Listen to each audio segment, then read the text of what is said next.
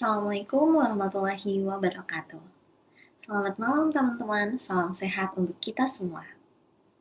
Teman-teman, adakah di sini yang suka lari pagi ataupun pernah mengikuti kegiatan fun run dan maraton? Saat ini, lari bukan hanya olahraga biasa. Lari sudah menjadi gaya hidup, bahkan bisa dibilang sebagai budaya baru masyarakat modern. Bisa kita lihat di akhir pekan, jalanan kota penuh dengan orang berlari. Ada yang berlari untuk menjaga kesehatan, ikut komunitas, bahkan ada pula yang berlari sambil menggalang donasi sosial. Artinya, saat ini lari bukan hanya soal keringat, tapi juga kebersamaan dan semangat yang positif. Dilansir dari Liputan 6, jumlah event peserta lari di Indonesia meningkat lebih dari 60% dalam 5 tahun terakhir.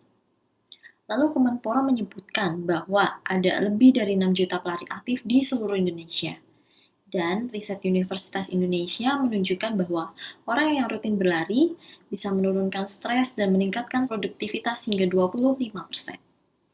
Artinya, lari bukan hanya untuk menjaga tubuh, tetapi juga untuk pikiran dan semangat yang positif.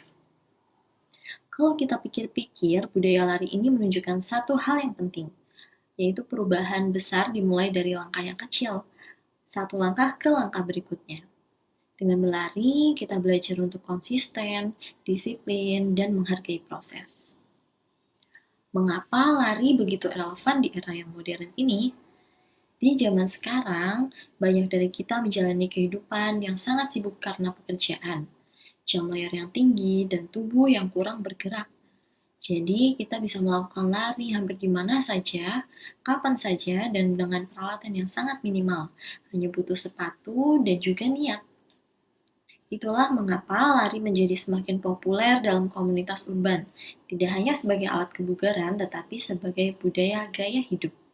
Komunitas lari pun tumbuh pesat di banyak kota besar, sebagai tempat bersosialisasi dan melepas stres bersama.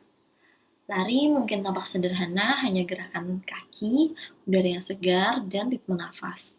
Tetapi di balik kesadaran itu, lari menyimpan manfaat yang luar biasa.